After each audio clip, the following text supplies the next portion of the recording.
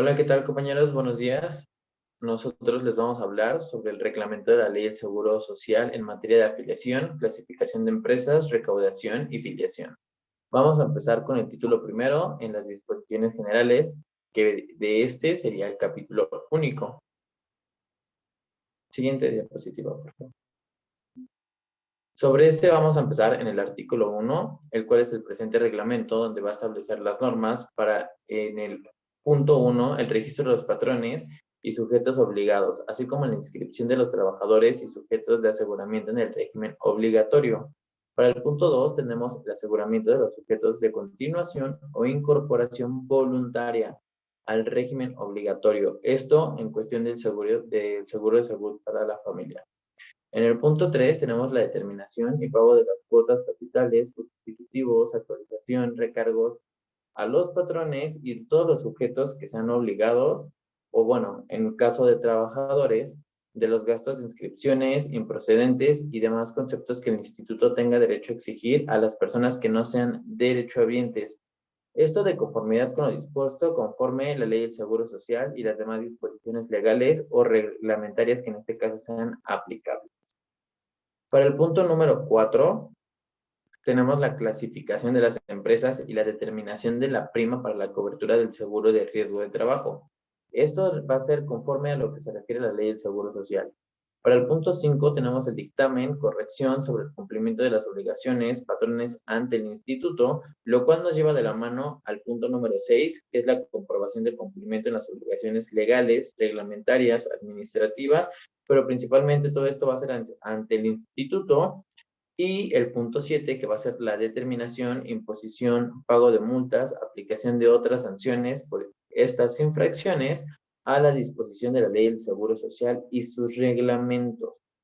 Esto va a ser todo lo que va a conformar el artículo número 1. A continuación vamos a tener el artículo número 5, que nos va a hablar sobre los patrones y los demás sujetos que van a estar obligados en los términos del artículo 15 de la ley que realicen trámites correspondientes para el cumplimiento de sus obligaciones a través, ya en este caso completamente, medios magnéticos, digitales, electrónicos, ópticos o incluso magnético-ópticos.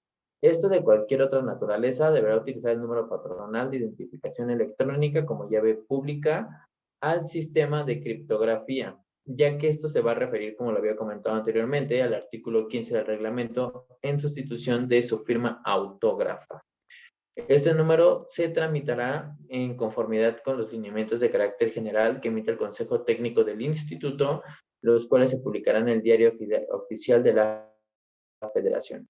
Para todos estos efectos, en el párrafo que leí anteriormente, el instituto establecerá un sistema de identificación electrónica de tecnología criptográfica, la cual va a ser en información a la que se refiere el primer párrafo de este artículo, en la que se utiliza el número patronal de identificación electrónica, sustitución de la firma autógrafa, como les comenté anteriormente. Para que todos los efectos de estos párrafos anteriores tengan efecto, el patrón o este sujeto obligado deberá enviar nuevamente la información en un plazo no mayor de 5 días hábiles contando a partir del primer requerimiento. Este a fin de que se le respete la fecha de presentación original. En caso de no hacerlo, pues tendrá que ser presentada completamente. Les voy a hablar ahora a continuación sobre el título segundo, la afiliación, sobre el capítulo 1 de los registros de los patrones, más específicamente el artículo 14. Este nos dice que el instituto proporcionará a cada patrón o sujeto obligado un documento de identificación patronal. Por cada registro patronal asignado en los términos del artículo anterior, en este dicho documento se harán constar al menos los datos siguientes. El número 1, que es el registro patronal asignado por el instituto. El número 2, el nombre, denominación o razón social completos del patrón o el sujeto obligado. Número 3, la actividad, clase y fracción. Número 4, el domicilio. 5, la firma del patrón o el representante legal. Y el que nos lleva al número 6 es el nombre y firma de las personas autorizadas por el patrón para presentar avisos de afiliación. Esto mismo, en este mismo instituto, hará entrega de forma confidencial del número patronal de identificación electrónica, que es lo que le comentaba anteriormente. El patrón o el sujeto obligado deberá mostrar el documento de identificación señalado cuando se realice sí o sí a través de la persona autorizada. Esto a través de cualquier gestión en cualquier unidad administrativa del instituto, ya sea operación administrativa desconcentrada o en lugares en que el instituto habilite los trámites de materia para este reglamento. A continuación vamos a tomar el capítulo 2 de la clasificación de empresas y determinación de la prima en el seguro de riesgos de trabajo, más específicamente el artículo 18, el cual nos va a decir que las empresas al registrarse por primera vez o al cambiar de actividad deberán autoclasificarse para efectos de determinación y pago de la prima en el seguro de riesgo de trabajo. Esto conforme al catálogo de actividades establecido en el título octavo de este reglamento, en la división económica, grupo económico, fracción y clase en el que, bueno, corresponda de acuerdo a su actividad. Asimismo, las empresas deberán clasificarse para los efectos del párrafo anterior en caso de que cualquier cambio de fracción, actividad o clase por disposición de la ley de este reglamento por sentencia sea definitiva. Y vamos a continuar con el artículo 24, el cual justamente nos habla sobre las cuotas de riesgos de trabajo que deberán pagar los patrones o sujetos obligados, en este caso, al registrarse por primera vez ante el instituto o al cambiar de actividad. Esto por disposición de la ley o en este reglamento por sentencia definitiva, serán las que resulten de aplicar la prima media de la clase que corresponda, determinadas por el propio patrón y validadas por el instituto. Esto al salario base de cotización en los términos de la ley que este reglamento está especificando. A continuación, mi compañera les dará un poco más de información. Gracias. Buenos días, compañeros. Mi nombre es Daniela y yo les voy a hablar sobre el artículo 27. Este artículo dice que cuando a solicitud del patrón el instituto asigne un registro patronal único sustituyendo los registros patronales con los que venía operando, se estará lo siguiente. Si todos los registros patronales que se sustituyen están ubicados en la misma fracción y en la misma clase, la empresa tiene que ser clasificada en esa fracción y clase. Y si los registros patronales que se sustituyen tienen diferente fracción y clase, la empresa será clasificada en el grupo económico, fracción y clase, atendiendo a la actividad a la que se dedique, dependiendo del catálogo de actividades establecidas en este reglamento.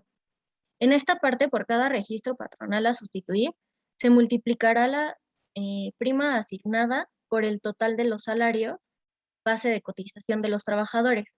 Se sumarán los productos obtenidos eh, conforme al inciso anterior y el resultado se dividirá entre la suma de los salarios base de cotización total de todos los trabajadores. Y como inciso C, tenemos que la prima así obtenida se aplicará al registro patronal único y estará vigente hasta que se entre en vigor la prima derivada de la revisión anual a la que se refiere el artículo siguiente. Siguiente, por favor.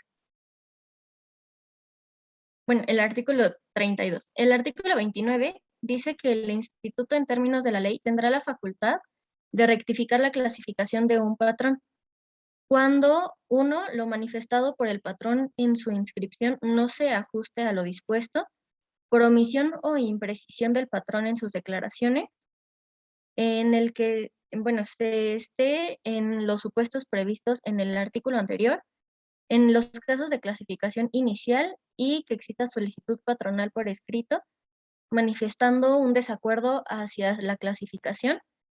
Como quinto, se derive de una corrección o de un dictamen emitido por el contador público autorizado. Y sexto, en los casos en los que señala el párrafo segundo del artículo 18. Los patrones, bueno, como artículo 32, tenemos que los patrones revisarán anualmente su siniestralidad para determinar si permanecen en esa misma prima o si ésta disminuye o aumenta, de acuerdo a algunas reglas.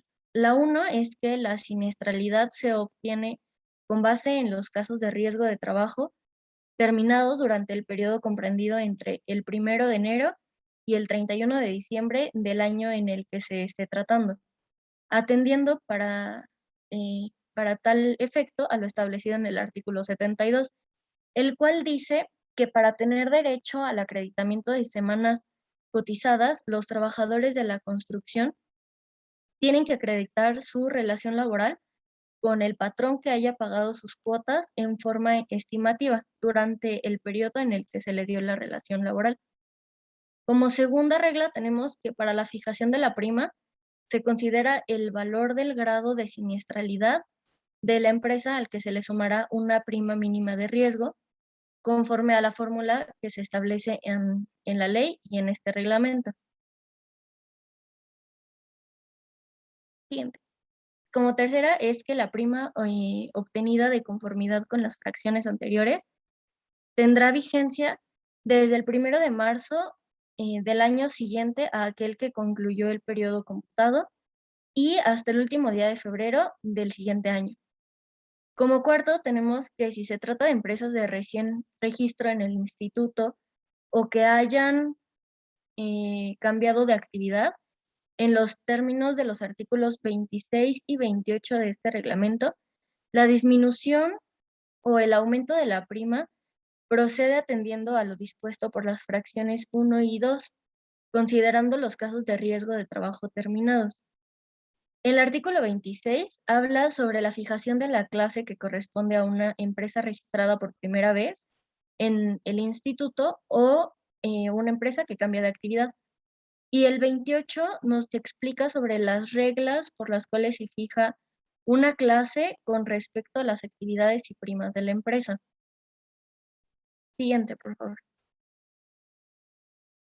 Como quinto, nos dice que los patrones deberán presentar al instituto durante todo el mes de febrero los formatos impresos o el dispositivo magnético generado por el programa informático, en donde se harán constar todos los casos de riesgo de trabajo terminados durante ese mismo año.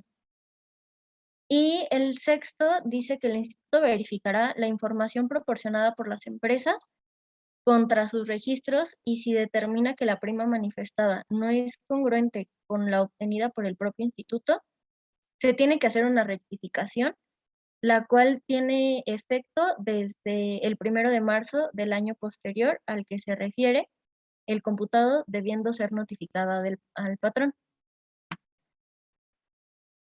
Como séptimo, tenemos que en los casos de que un patrón haya efectuado una determinación de prima y presente el aviso de baja de su registro, y posteriormente presente aviso de alta en la misma actividad, se continúa cubriendo las cuotas con la clase y prima que ya se le fue asignada en el momento de la baja, siempre y cuando no hubiese transcurrido 6 meses dentro del periodo de dicha determinación.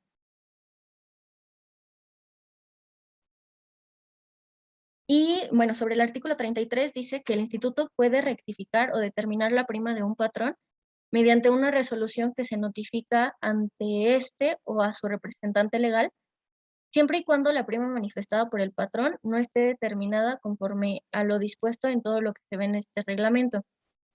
Si el patrón en su declaración no manifiesta su prima, si el patrón no presenta declaración alguna o si existe un escrito patronal manifestando un desacuerdo sobre una prima y este sí proceda. A continuación, mi compañera Mariana les va a comentar otro. Gracias, compañera. Yo soy Mariana Ibáñez y continuando con este mismo capítulo y siguiendo lo que nos comentaba mi compañera Daniela, vamos a pasar al artículo 34. En el artículo nos va a decir que para que el patrón determine esta prima, se tiene que llevar un registro pormenorizado de la siniestralidad. Tiene que ir desde el inicio de cada uno de los casos hasta su terminación, estableciendo y operando controles de documentación e información que él genere, así como las que elabore igual el instituto. Esta última información, la que va a elaborar el instituto, tiene que ser entregada al trabajador o, en su caso, a alguno de sus familiares para que estos puedan hacer llegar al patrón.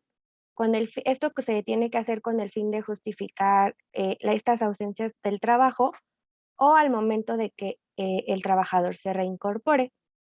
Nos menciona igual la obligación del patrón, que nos dice que está obligado a recabar la documentación correspondiente del trabajador o de alguno de sus familiares, y si estos omiten la entrega, el propio patrón es el que debe obtener la del instituto.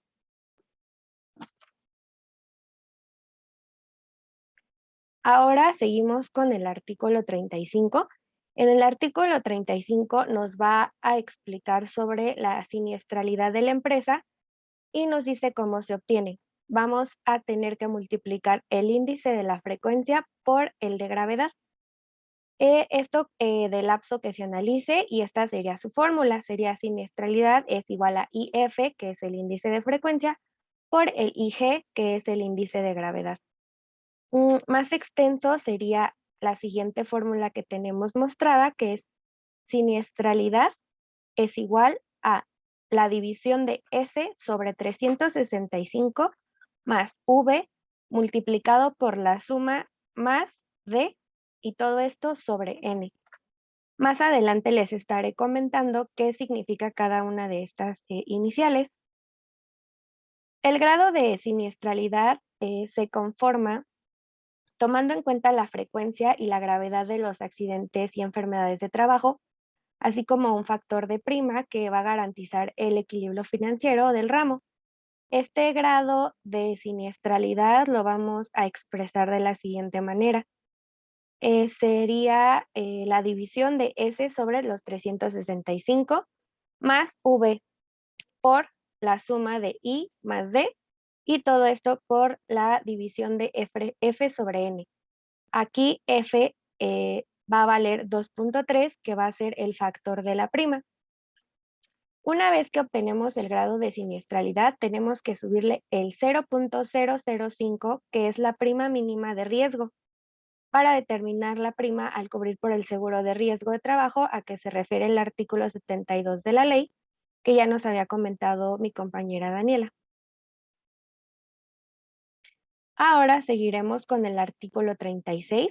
Este nos menciona sobre el índice de frecuencia y nos dice que el índice de frecuencia es la probabilidad de que ocurra un siniestro en un día laborable, y se va a obtener al dividir el número de casos de riesgo de trabajo terminados en el lapso que se analice entre el número de días de exposición al riesgo, y es como la siguiente fórmula.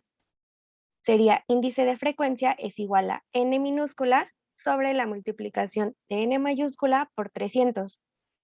¿Qué significan estos números? Bueno, n minúscula nos va a decir que es el número de casos de riesgo de trabajo terminados. La diagonal es el símbolo de división. La n mayúscula va a ser el número de trabajadores promedio expuestos a los riesgos, el símbolo de la multiplicación, y 300 es el número estimado de días laborables por año. Este mismo artículo nos dice que no se van a considerar como casos de riesgo de trabajo terminados las recaídas y las revisiones de incapacidades permanentes parciales.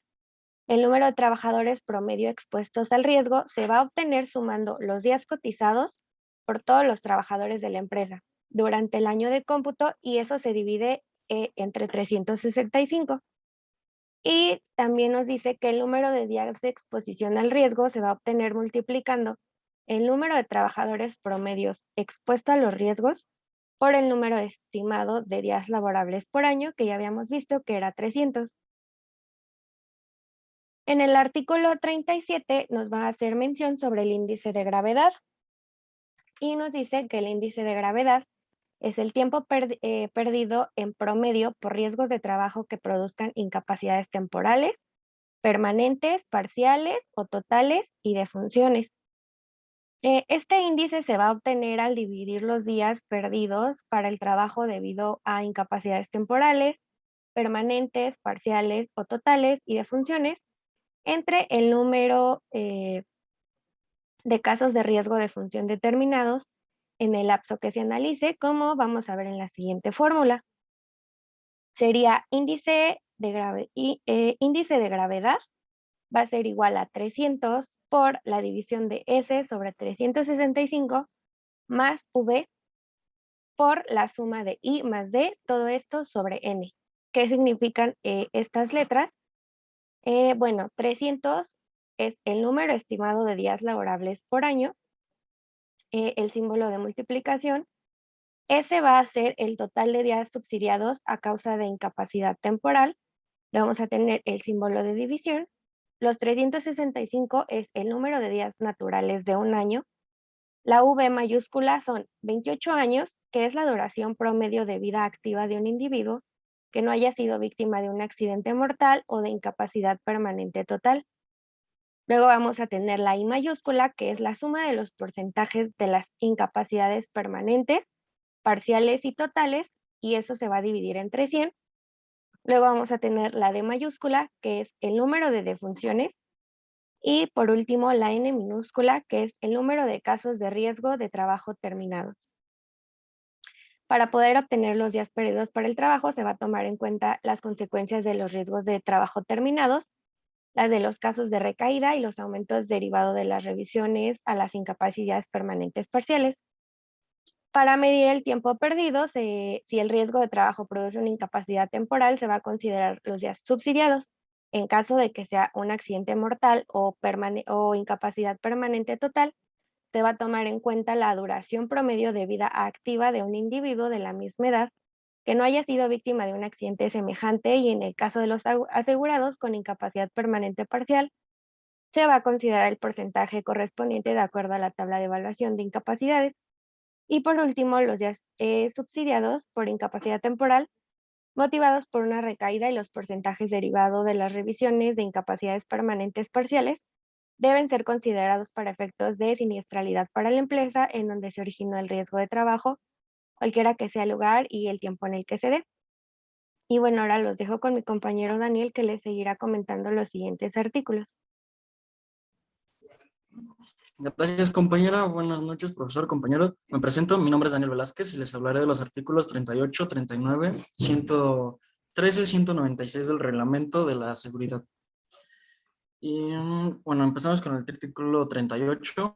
Para el cálculo de la prima calcular se aplicará la fórmula del artículo 72 de la ley. Esta será expresada en porcentajes y se aplicará sobre los salarios base del periodo indicado en el artículo 32, fracción 2 del presente reglamento. Siguiente, por favor.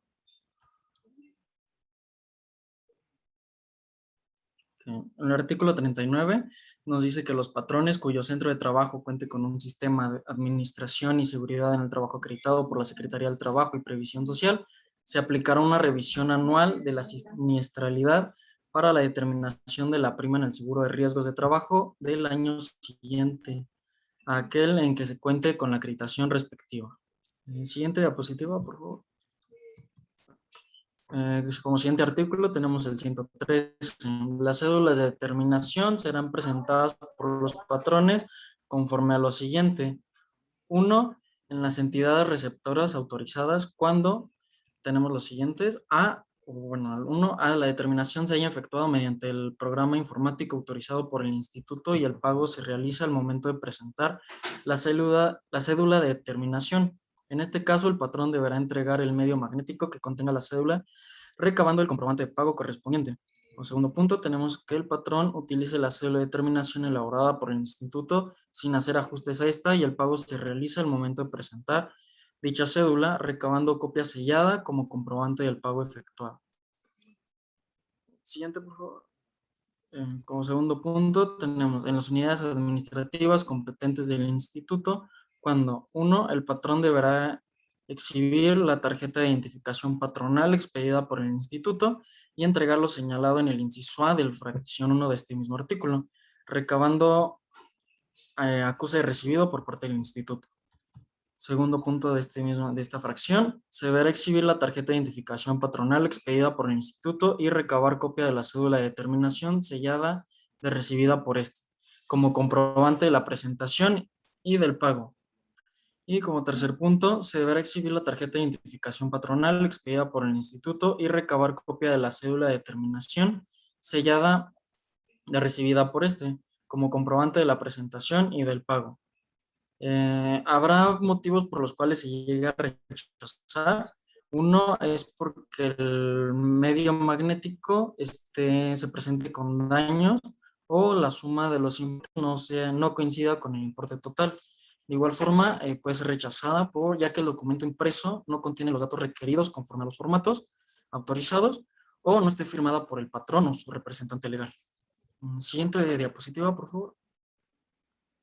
Artículo 196. Para los efectos del capítulo 2 del título segundo del presente reglamento, las empresas y el instituto se sujetarán al catálogo de actividades que establece este artículo. En este, pues, nos dicen las diferentes actividades y las divisiones en las que se dividen. En la división 0 tenemos lo que son agricultura, ganadería, silvicultura, pesca y caza. En la división 1 son las industrias extractivas. División 2 y 3, industrias de transformación. En la división 4, industrias de la construcción. División 5, industria eléctrica, capacitación y suministro de agua potable. En la división 6, el comercio. 7, transportes y comunicaciones. División 8, servicios para empresas, personas y el hogar. Y como última división es la división 9, servicios sociales y comunales. En conclusión, pudimos conocer sobre las obligaciones de los patrones, sobre los registros patronales, cómo se clasifican las empresas, los tipos y procesos de afiliación que estos tendrían. Dicho esto, ahora podemos comprender que el seguro social pues va más allá de solo estar para brindar servicios de salud o seguridad, pues esto lo debemos tener presente como administradores industriales para no incurrir en alguna falta. Ok, para cerrar con la presentación, la frase elegida para el día de hoy es: la recompensa del trabajo bien hecho es la oportunidad de hacer más trabajo bien hecho. Alba María Granados. Gracias por su atención, compañeros profesor. Esto ha sido todo de nuestra parte.